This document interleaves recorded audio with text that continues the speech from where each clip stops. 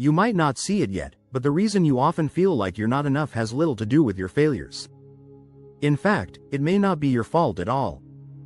There's a moment, maybe in your teens, 20s, or even later, when no matter what you accomplish, no matter how often people praise you, there's this quiet, stubborn voice saying, you could have done more. Worse still, it whispers you're still not enough. It's not loud. It shows up in that restless feeling after posting online. The weight in your chest when someone else seems more composed. The rumination after a small moment where you didn't say exactly the right thing. And the strangest part? That feeling doesn't disappear with age, success, or validation. Sometimes, it actually grows. So why do so many of us, despite being thoughtful, spiritual, kind, and aware, carry this silent shame as if it's part of who we are? You may think it's about comparison, or perfectionism, or needing more self-love. But what if all that was just surface noise hiding a deeper root?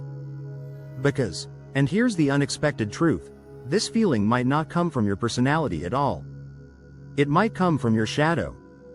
And no, not in some mystical or woo-woo way. I'm talking about a concept rooted in real psychology. Carl Jung, the Swiss psychiatrist, spent his life studying the hidden parts of our minds, what he called the shadow.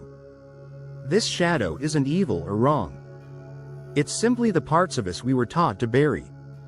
The feelings we suppressed. The needs we ignored. The truest version of ourselves we had to abandon. And when we pretend this shadow doesn't exist, it doesn't vanish. It shows up in our relationships, choices, and inner voice. That voice saying, you're not enough. That's likely your shadow. Silently, painfully, trying to protect you the only way it knows how.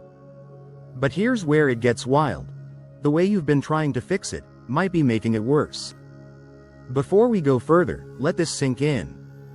Feeling like you're not enough isn't a personal flaw. It's a call from within, a quiet voice asking you to go deeper. And once you understand what that voice really wants, it could change how you see yourself forever.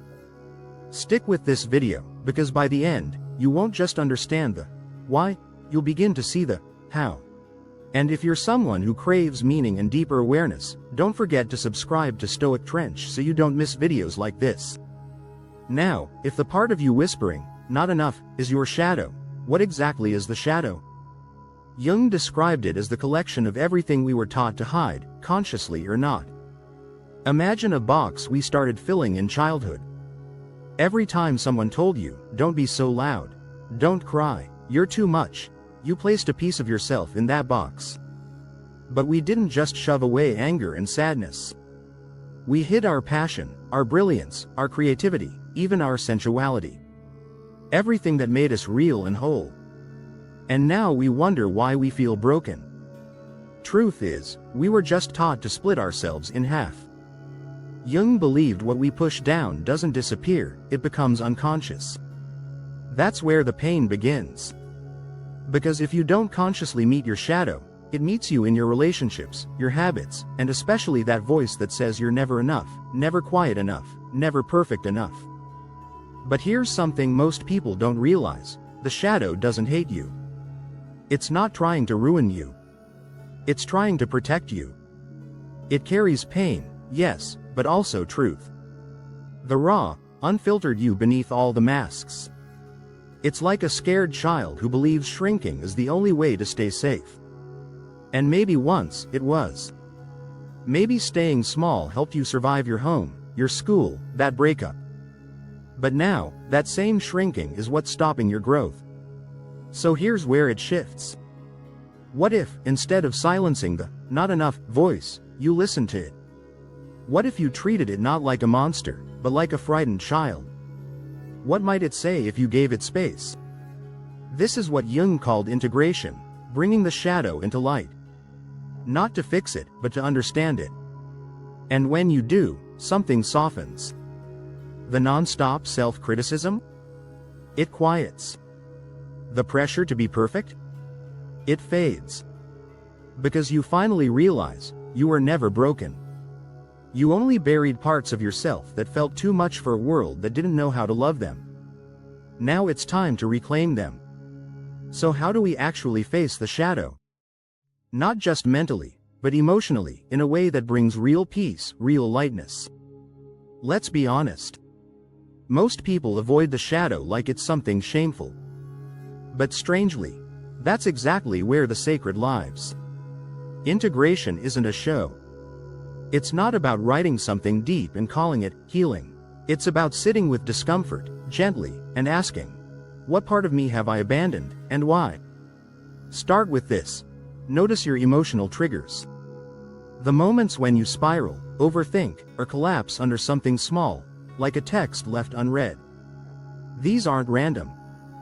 They're messages. They're your shadow saying, see me, love me, I'm still here. So what do you do in those moments? You pause.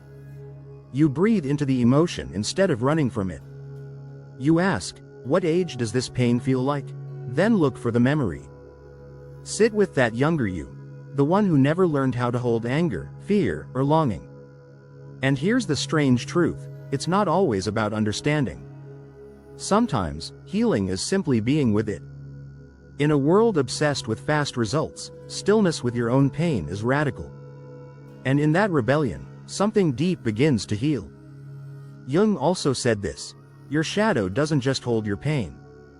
It also hides your gold, your fire, your wildness, your true voice.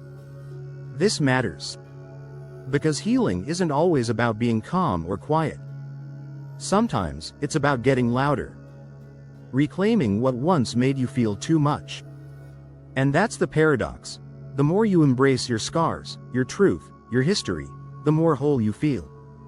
When you stop fighting your shadow, it stops screaming. It can rest. And so can you. Jung said this over and over, the goal isn't perfection. It's integration. We don't want to be flawless. We want to feel whole. And wholeness doesn't mean smiling all the time. It means being real. Knowing your wounds and still choosing joy. Crying and still knowing your worth. Falling and still feeling lovable. So now we've explored the shadow. We've listened to the voice that says you're not enough. And we've seen it for what it is, an abandoned part of you doing its best to protect you. But now what? Awareness isn't enough. We must live the answer. So let's move from insight to practice.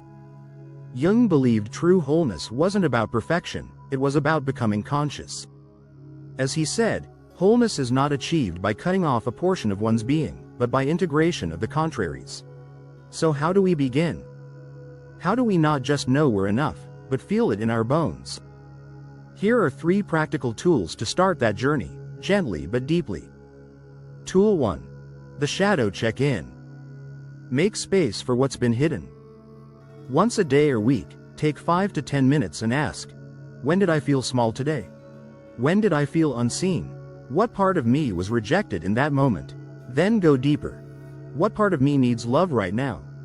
Don't rush to fix. Just witness. Write it down. Breathe. Treat that part like a friend in pain. This helps you reconnect with your inner world. And when your emotions feel safe inside you, the need to prove your worth begins to soften. Tool 2. The mirror reframe. Stand before a mirror. Look into your eyes, not your face. And say, I am enough. I do not need to perform to be loved. Then listen to the voice that pushes back, but what about your mistakes? That's your shadow testing you. Don't resist it. Say, I hear you. And I love you, too. This practice builds trust over time. Slowly, your identity shifts from self-judgment to self-acceptance. It might feel awkward, but healing usually does when we've lived in rejection. Tool 3. The enough list. This one is simple but powerful. Write 10 reasons why you're enough right now. Not after you succeed. Not once you've changed. But today. Reasons like, I keep trying. I care deeply. I've survived things I thought would break me. These small truths rebuild your worth. Slowly, quietly, fully. You were never meant to be perfect. You were meant to be whole. And now, you're beginning to remember. If this message stirred something in you, if you're tired of surface-level advice, and you're ready to explore the deeper truths that actually set you free, then don't walk this path alone.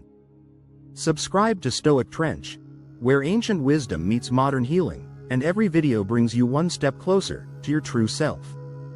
Your journey back to wholeness starts here.